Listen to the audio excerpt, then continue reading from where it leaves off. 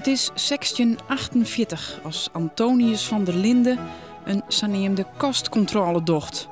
En dat is een grote schrik binnen 100 boeken poorter.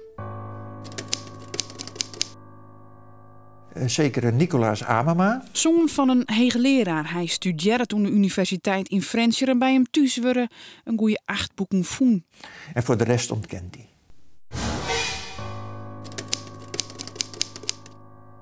Er zijn folianten en die zijn knap in de prijs. Folianten zijn de boeken, dat zijn echt de grote formaatboeken.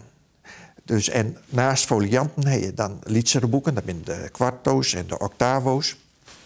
Maar die roleren volle beter. Er is volle meer handeling.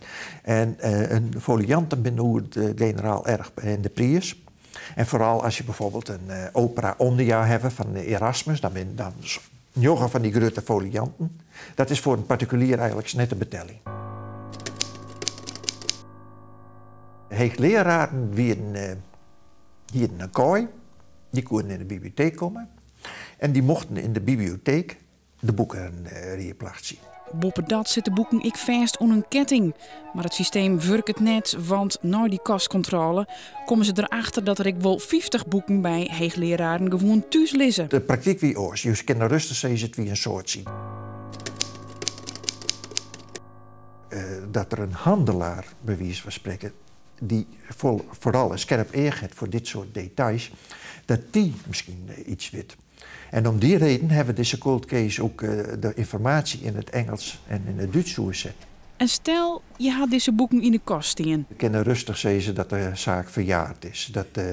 Of het juridische echt verjaard is, dat weet ik net, maar daar gaat het dus totaal net om. Als het in een universiteitsbibliotheek ergens in Buitenloon is en dat is de goede trouw kocht, dan is dat zo.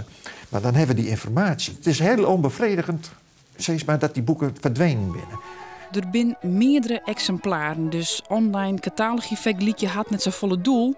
Je moet er zelfs de exemplaren inzien kennen en speuren naar kenmerken van de Frenchiterboeken. Het zou wel heel mooi wezen als er bijvoorbeeld iemand weer die zei van nou, ik ga in vakantie naar een bibliotheek of naar een universiteitsstad. Zouden de boeken wijzen kennen, zouden je me instrueren kennen, zou ik dan een schenk kennen in die bibliotheek. Ja, dat zou wel heel mooi wezen. Een soort burgerwacht. Een soort burgerwacht, ja.